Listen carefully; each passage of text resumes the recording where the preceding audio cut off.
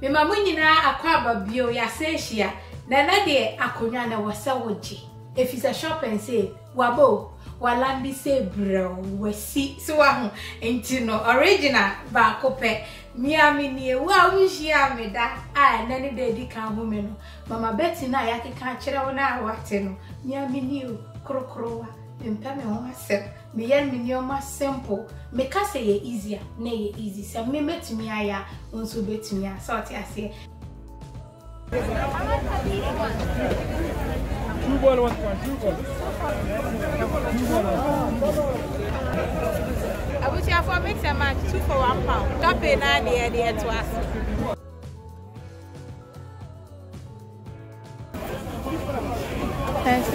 When you are 3 for £1.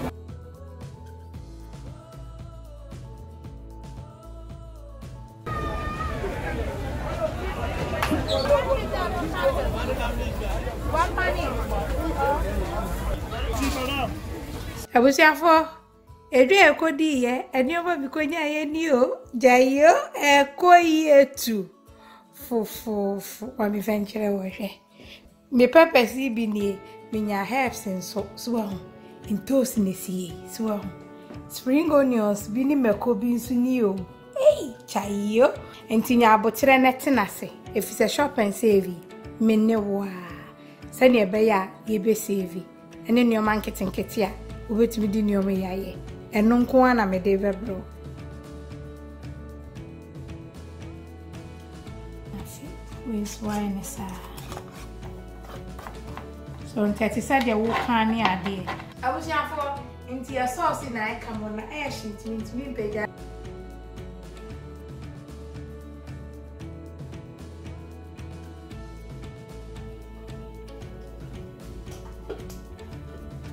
ade ya chance yanzu Miriam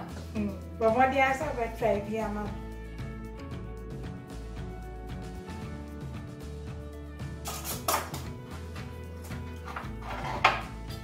enti abusiafo ya sauce and I so cool na we say recipes are wait we do we twa endless.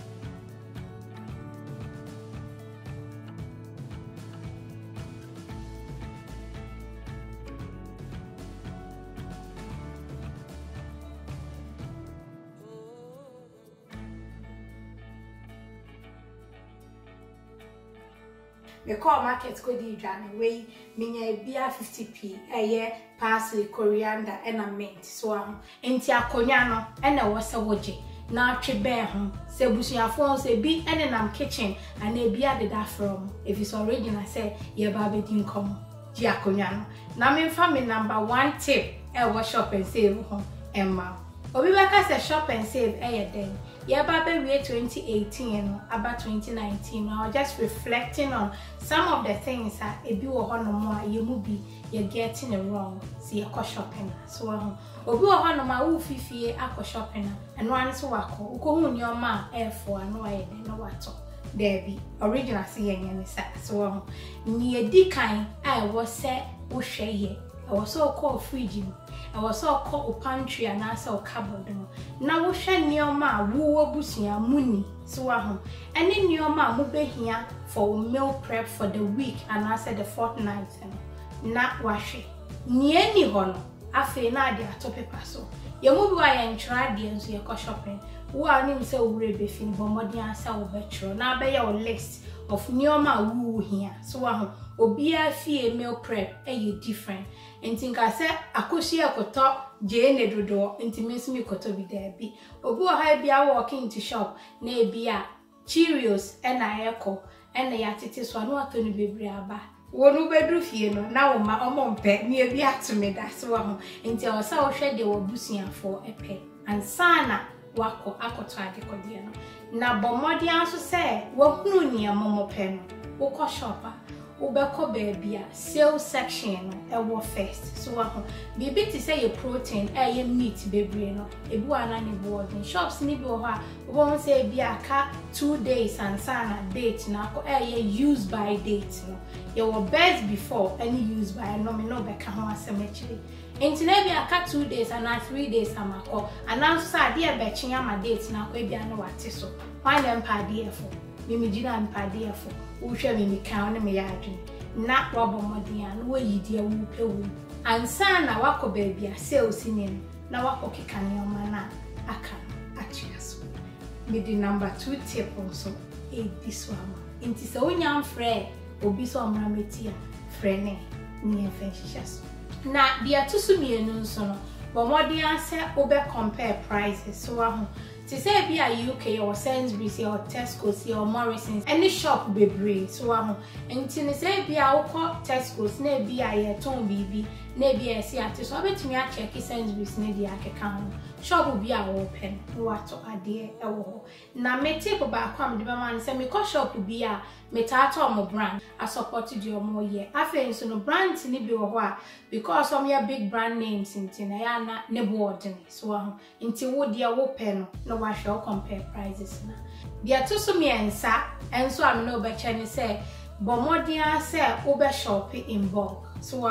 na shopping in bulk no agi wo freezer so nti say wo obi a woni freezer kese a untumi nyane sa but so ye bia obi a ohu ona a ebre eni ho ma obebre okwa adwuma ye se ni se dia bomodia so be invest in a good freezer so say be ya so to in bulks na obetumi achiche na eno ni ade a ebema sa shop and save yabo eto de bia ye mu bie ko hu ade na efo a ye to ye be fia ye hu ni efenyo original ba ko pe ai bi ni baby